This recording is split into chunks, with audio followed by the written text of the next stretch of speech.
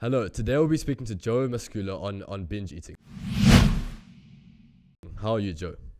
Hey, I'm really good, thank you. Thanks for having me on. Awesome, no worries. So for our first question, how would you describe your journey from a 16-year-old to where you are today, and how has your life influenced the professions you've gone into? Oh, wow. Okay, straight in. So I am 31 now. So I was 16, 15 years ago, which is just crazy to think about. Um, when I was 16, I was that age when I was planning my career, right? And Yeah, in Ireland, certainly it's around that age that you need to really start thinking seriously about what you're going to do with your life. Um, and I didn't know. I was one of those people that didn't have a calling, didn't feel like I had any kind of, any clear career path ahead of me. But there was one area that I was really interested in, and that was the area of food and nutrition and using food as like a healing property, using food as a kind of medicine. And that's why I ultimately chose to become a dietitian. And it was at that age of around 15, 16 that I made that decision and have stuck with it until this day. Looking back on it now, I think I was poorly influenced, if I'm being honest. I think I watched a lot of TV shows about nutrition and about weight loss, and they were very sensationalized. And it didn't give. Now with the expertise that I have, I can see that those TV shows were not an accurate depiction of what it means to be a dietitian, what an accurate depiction of having a healthy diet is, of good nutrition is. And so, even though I'm very, very happy in my career now, and I have a very important role in smashing binge eating, which is my passion. I I don't think TV shows were the best thing to decide my career, if I'm being honest. yeah.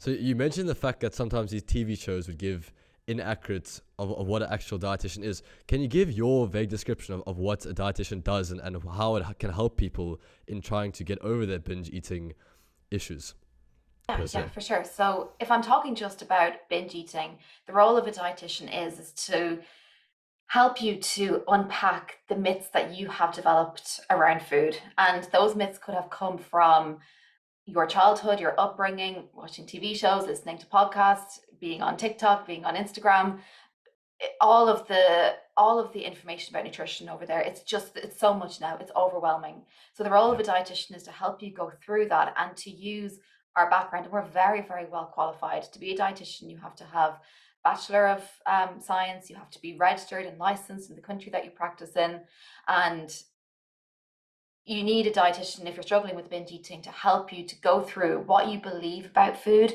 what is true, what is helpful, and what actually is keeping you what is inaccurate and what is actually keeping you stuck in quite disordered eating behaviors, because you're trying to stick to what TikTok says you should do and this podcast said that you should do, and all this information is conflicting each other.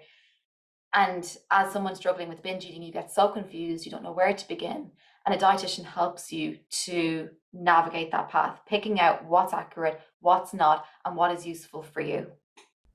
So, as a dietitian, what advice would you give someone who is struggling with eating disorder or with binge eating? Good question. What advice would I give? Firstly, to acknowledge it, to understand that this is not something that you are causing, that this is not a flaw within you. This is not down to a that you're of someone of poor character or that you have low willpower or motivation. It has nothing to do with any of those things. But sadly, if you Google how to stop binge eating, the first thing that will come up is have more self control, how to have more willpower, how to say no to foods. I want you to know that it's nothing to do with your willpower, your motivation, Yeah. you as a person. For the most part, and I can't say for everybody, but for the most part, binge eating starts because you're trying to manipulate your diet in some way, in some drastic way, usually cutting carbs, cutting calories, trying to track on MyFitnessPal or some other tracking app. And it's all that manipulation that leads to quite intense restriction for your body. And then you end up binging as a backlash to that. Cool. So for my research on you, and please, if you don't feel comfortable in saying any of this sort of stuff, you're more than welcome to jump in and just say cut that out or whatever. I mean, obviously this is going online and everything, but from what I've seen, you've struggled with binge eating in your life. What catalyzed your recovery from that? Yeah, and I'm more than happy to talk about this because if you know, I have a podcast too, the Binge Eating Dietitian podcast, and my motto is that I'm here to smash the taboo of binge eating because it is such a Yeah. stigmatized condition. So I struggled with binge eating when I first qualified as a dietitian. Around that time, I was around about 22 or so. Um, and I actually, I'll talk a bit more about this because I think it will be relevant to your listeners. So my journey was I'd finished school at 18, went into uni for 4 years, finished that at 22. And then at 22, you're qualified, you're a professional. I have my license, I have my registration. I got a full-time job in a really highly regarded hospital as a dietitian at Yeah. 22. And then it's like life starts. It's like the exams are over. There's no more exams in life. You've done all those. You don't follow any particular path or curriculum. You don't have summer holidays anymore. It's like all of a sudden you're thrown into real life. So if you're listening to this as a 16-year-old, just prepare for that transition from schooling and fun times into real life, which for me happened very suddenly. And that was a real transition I found hard. I found hard to just enter into the real world. And I turned to food as a way of coping with that change. I was a dietitian. I was qualified as that. I was being paid to be a dietitian, but I didn't feel like I deserved that because I wasn't eating how a dietitian eats. And I'm using air quotes if you're listening, because there's a certain assumption that a dietitian must eat super healthy and never eat fast food and never eat sweets. And that is simply not me, and it never has been. And I turned to food as a way of coping. I turned to dieting as a way of coping for that difficult transition. And looking back on it now, I can see that I was trying to get some control of my life by controlling my food, and it just ended up in a backlash to the other direction. But what fast tracked my recovery from that is I I noticed that my binge eating was taking everything away from me. So I didn't have hobbies anymore. I didn't have a big friend group anymore because I was isolated. That's what binge eating Yeah. does. It wants you to be alone so that you can just binge at home and not face the world. So I started to reintroduce things that I really enjoyed into my life, like hobbies, like um, travel is something that's really important to me. So even though I couldn't travel far and wide at that time, I would allow myself to be a tourist in my own city or go to a neighboring town and go and explore that and get that feel for travel. I started to take up learning a language again. I did things that felt true to me and brought me back to myself. That's what that's one thing that really helped me. And then on a practical level, I absolutely stopped dieting, stopped trying to control my intake, stopped trying to put so many rules and shoulds on myself.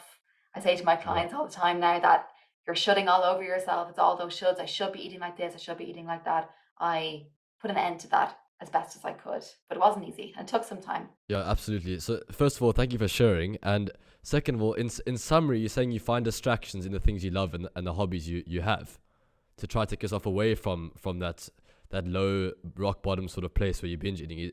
Am I correct in saying that? Yeah. Did you use the word distraction there? Yes. Yeah. Yeah, I guess it was a distraction. Like that's what I needed. But when I think of the word distraction, I think of quite a short term thing, like distract you from binging in the moment. It wasn't so much that I wanted to be distracted from binge eating in the moment. It was that I wanted to reconnect with myself after a time when binge eating had just taken Yeah. everything from me. And then also another thing is I don't really understand what it feels like to go through that sort of thing of binging. I mean, I've never dealt with anything even close to that. And I think it is important for students and other people to get educated on what it feels like to get an understanding, and which is also one of the reasons I'm talking to you, because a lot of teenage boys in particular, I mean, I go to a boys' school here in Cape Town, don't actually know what it's like to go through that sort of thing, and therefore can't understand it and create all. I mean, I've had discussions with guys who think it's all just eat or just don't eat, and what does it actually feel like to go through that thing where you binge eating, and what actually goes through your head? Like, what's the mindset that you're given? Yeah. And really, thank you for asking that question because unless you have been in it, you don't know what it's like. And people Exactly. will Yeah. say, oh, but I like had a pizza on Saturday night and that didn't feel too great. Like, was that a binge? And the answer to that is no. Yeah. So thank you for garnering that understanding about what it actually feels like to binge. So, um, if any of your listeners have experienced binge eating, they will know. Like, you know what it's like. It feels completely out of control. Like your mind Yeah. switches off, like you're not present in your body, like it's almost like an outer body experience, like your soul kind of leaves your body and you're looking down on yourself, just scavenging, whether you're at home, and most binges do happen at home, like in private, scavenging through the cupboards for whatever you can get your hands on. I remember in my binging days, like icing sugar, cakes from the freezer, like things that you would just never eat if you're in your sane mind, Yeah. for the most part. Certainly for me. So yeah, your mind switches off. You feel like you're on autopilot. It's like your arms are reaching out and grabbing the food and stuffing it into your mouth. You're completely switched off. You don't realize what's going on until either the food is gone or you're so intensely full that you just physically can't eat anymore. And that's when you come back to yourself and usually you see like the evidence of what you've just eaten, like you see the empty wrappers, you see like all the press doors open, the cupboard doors open, and you're just sitting there almost like disgusted with yourself. And that's Yeah. when the shame and the regret and the remorse sets in. Of course, that's just that's how it felt to me. I can only talk about my own lived experience with that, but from working with a lot of clients, that's pretty much across the board what it feels like. Yeah.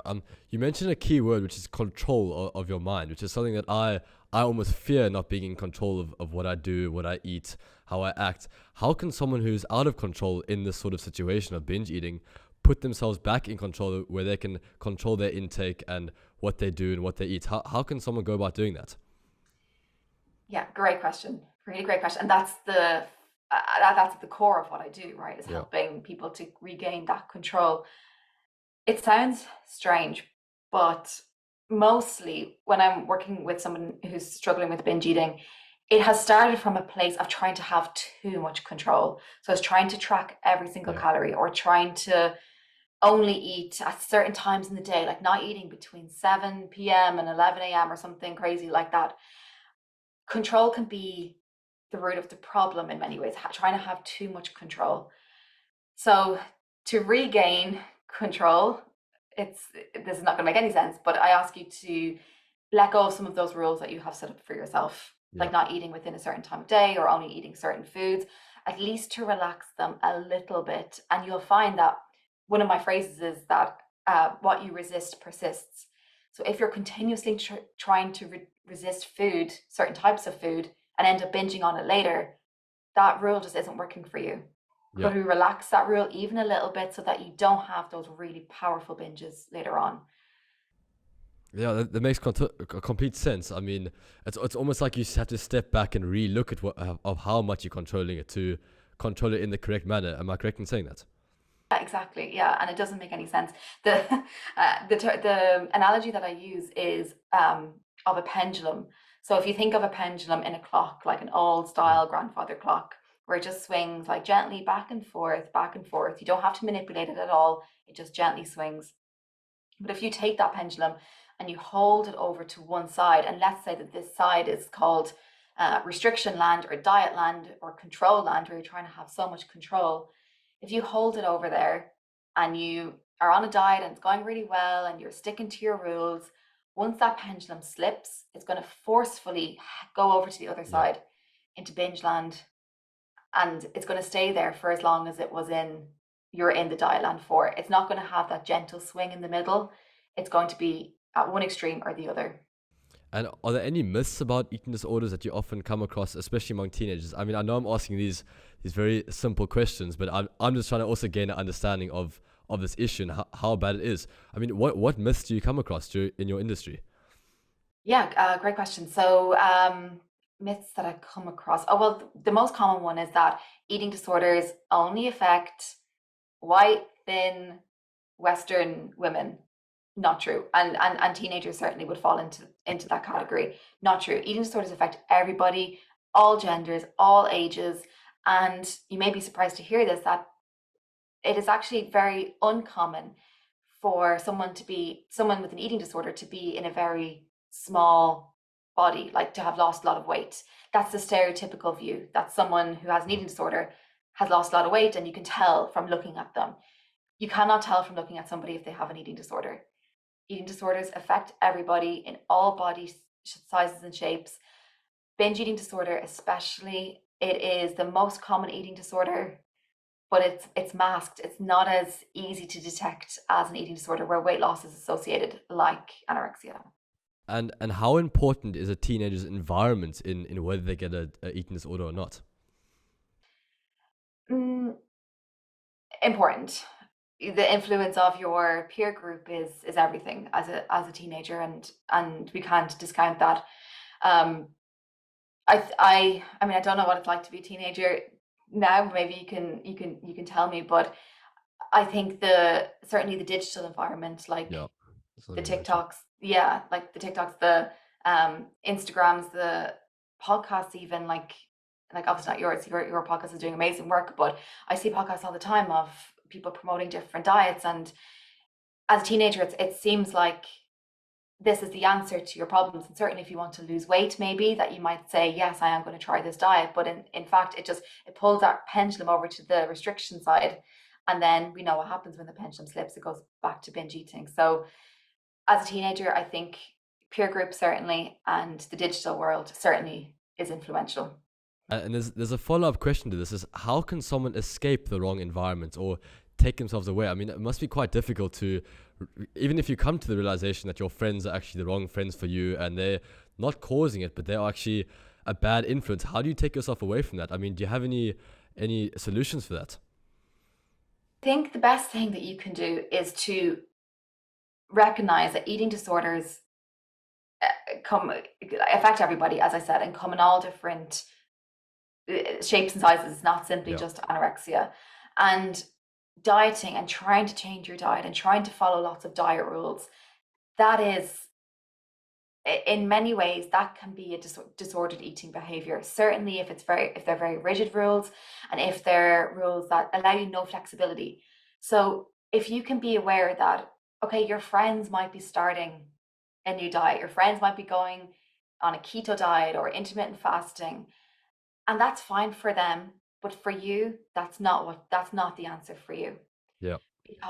So it's not that you're taking yourself away from that environment, you're acknowledging that it exists. And sadly, it is always going to exist because the diet industry is just so big and profitable. I don't think we can escape it. It's everywhere. 100%.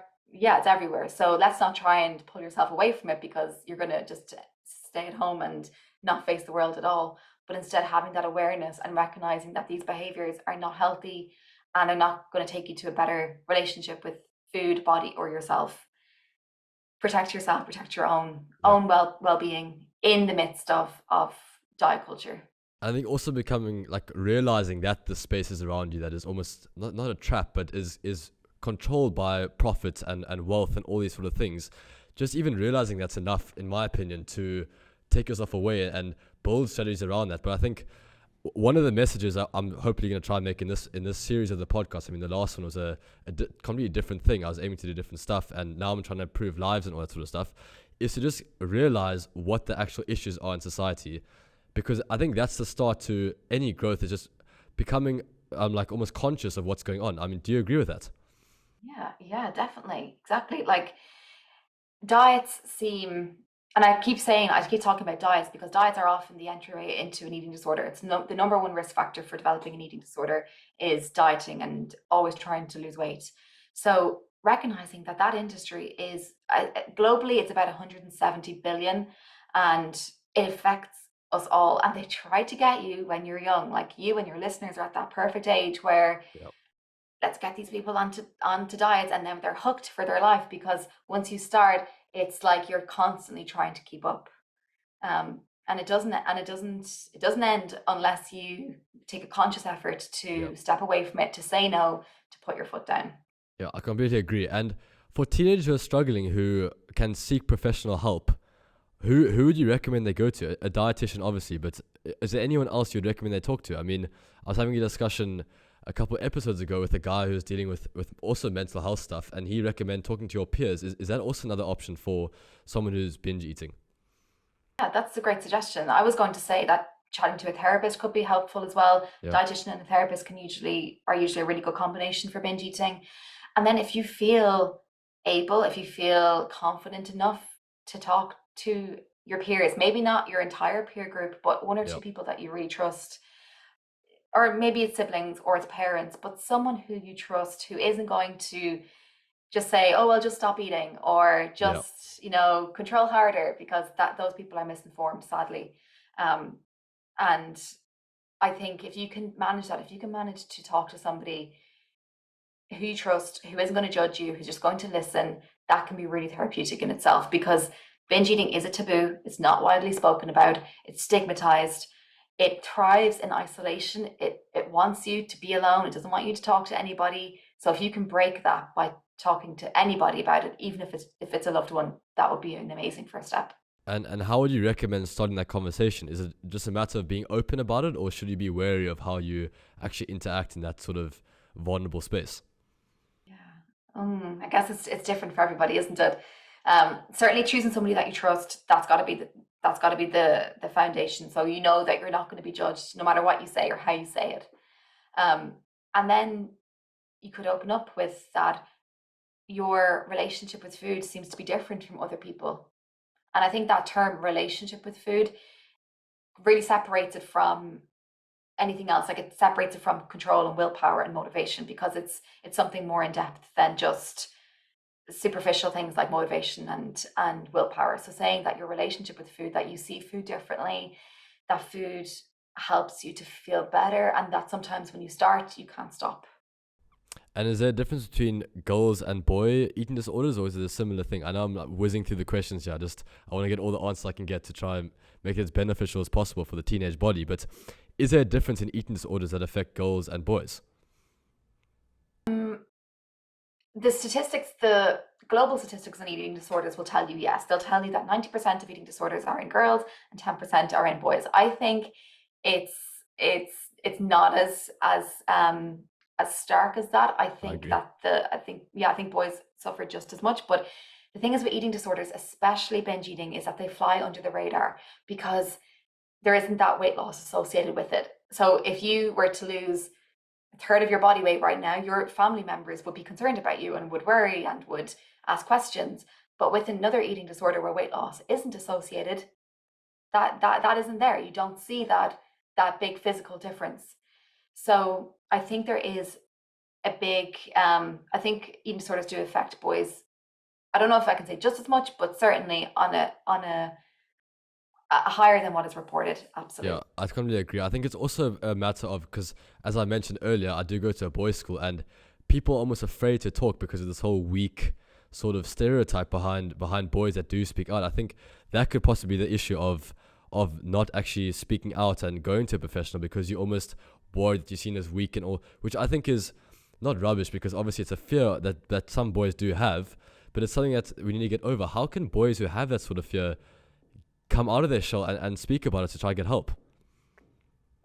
Yeah, it's sad, isn't it? It's sad just to think about your peers that could be suffering and afraid to seek help. Find some male role models in who have gone through their own eating disorder.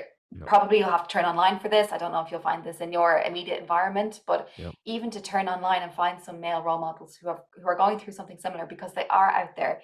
Men are starting to share their stories even more about eating disorders, and I think just seeing somebody else pave that way for you, I think that could be really useful. And in social media, I mean, how can social media influence someone's body image? I mean, it's one of those things where 100 years ago it almost didn't exist, and now all of a sudden it's sort of taken. It's a very hot topic on how you can link social media and the effect on eating disorders. How can you link those? Yeah, I mean, 100 years ago, like when I was your age, it didn't exist. Yeah, I didn't get social media until I was maybe like 18, 19. So, and I'm really happy looking back on my childhood now that I didn't have social media growing up. And I fear for my children and what they're going to be like when they're teenagers. But anyway, so yeah, it's a minefield. It's a complete minefield. There's just as soon as you open that app, you are faced with, and you don't get to choose it because it's just thrown into your face, all these particular body ideals. So you'll see before and after pictures, or what I like to eat in a day, or you'll see someone who you think looks really great, but then it turns out that they're using a filter. Yeah. And again, it's about just having that education and awareness that social media is just not real. Like, it's all total BS, in my opinion. And every weekend I put on my social media that if you are, looking at social media this weekend, just remember that not everybody is out with their big group of friends and having an amazing time and, rocking their amazing outfit where they look really great. Like, it's not all true. And to just remember that when you're scrolling social media, a lot of it is just false. Yeah, and I think it also comes down to a positive mindset of being able to, like we mentioned earlier, being able to take this information and realize it's not all true.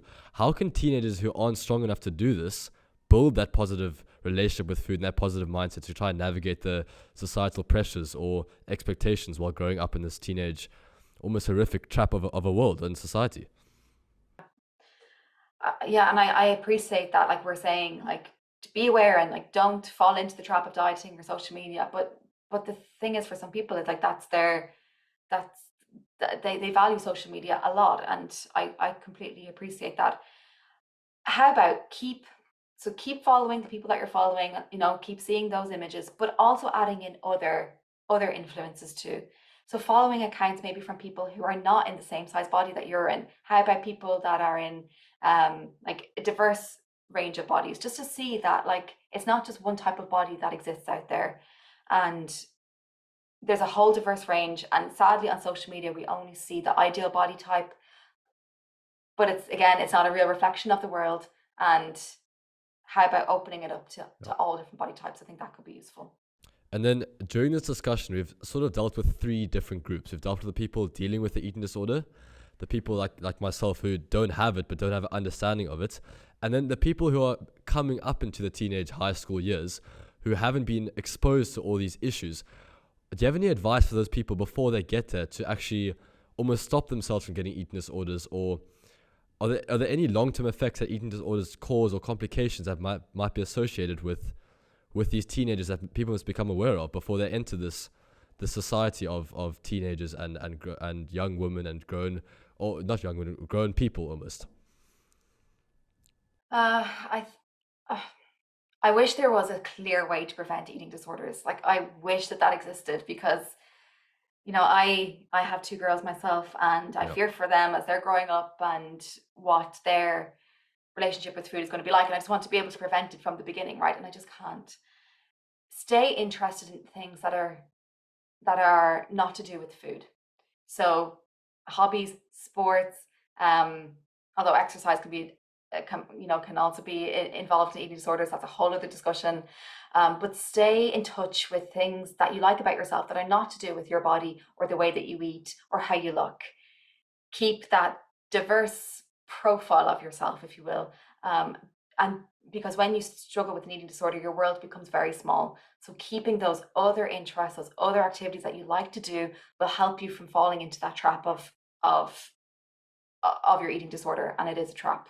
Yeah, absolutely. So you mentioned that you have two girls. What kind of stuff? I mean, you must have conversations with them about this sort of topic, considering you've obviously been through it and your profession and everything. What kind of stuff do you discuss with them? Yeah, so actually, they're babies. So I haven't had Oh any real wow, discussion flip. yet. But I'm planning already what I'm going to talk to them about.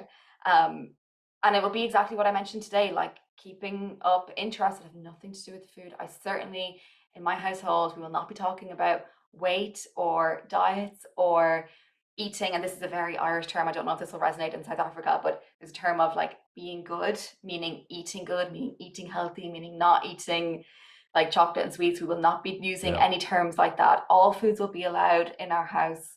Um, that's what I'm planning so far. So it's just being comfortable with who you are, comfortable with what you eat. Don't worry about it too much. Don't restrict yourself. Don't almost fall into the trap of being over powerful on yourself and over restricting yourself, because that in other words causes the eating disorder.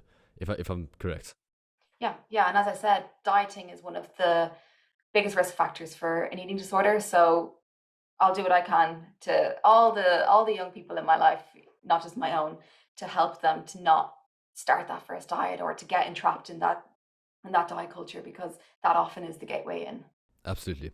So there is one question which is varies a bit from eating disorders, but I ask in almost every episode I do, which is, what is your definition of success? I know we're sort of switching from like the opposite side of the coin, but what is your definition of success?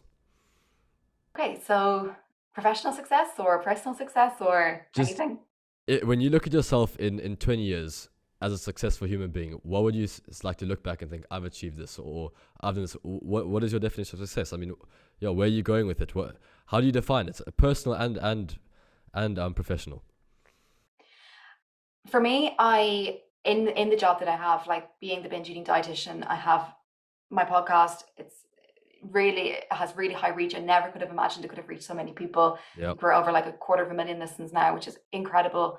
And now doing this job with all the experience I have of my own binge eating, of my own history with food, my version of success will be helping as many people as I can to smash binge eating. That will be it. yeah, And then if I tie in a bit of a personal element to that, like I'm always striving for that work-life balance. I haven't nailed it yet by any stretch of the imagination, but yeah. aiming for that work-life balance so that I can smash binge eating, but also be there for my family and Absolutely. enjoy.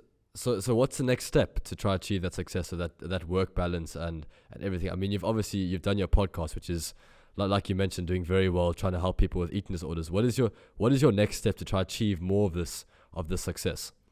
Great question. So actually, I am embarking on doing my next degree. So I'm embarking on doing my doctorate Oh, now, wow, a amazing. doctorate program. Yeah, where I am going to be researching binge eating.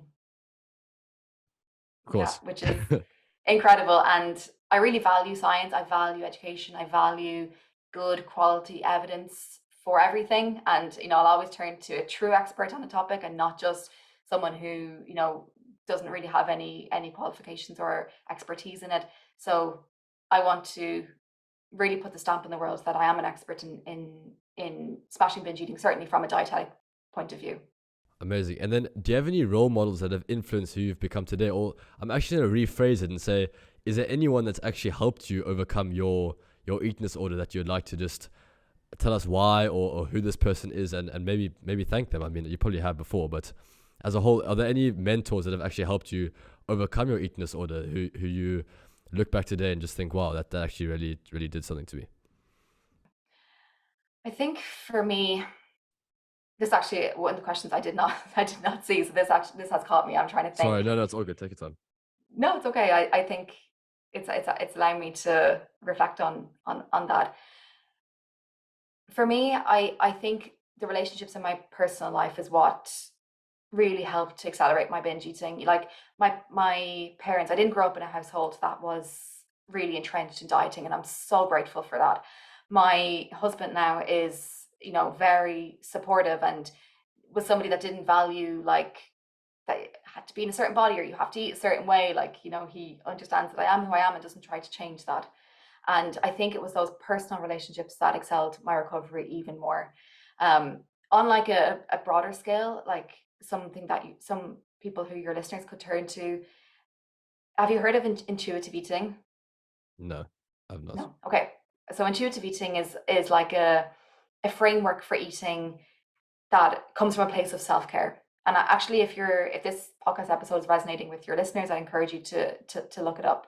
It was founded by two dietitians, Evelyn Tripoli and Elise Fresh, and they're based in California, and it was developed in the 90s. And I think that they really helped to develop this way of eating that is not a diet, that is not restrictive, that is not based on trying to have more control. It's coming from a place of self-care.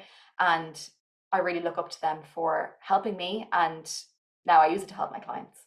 Amazing. And then to end us off, the final question, which I ask almost every person in all the interviews, is if you could go back and say one thing to your 16-year-old self, what would that be? It won't be a surprise to hear, but my advice to my 16-year-old self is do not embark on that first diet.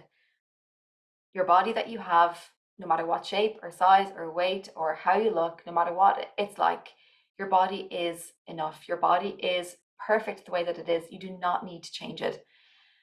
And you think that, well, this is what I thought when I was 16. You think that, oh, it's just going to be one diet and then I'm going to be cured, I'm going to be fixed.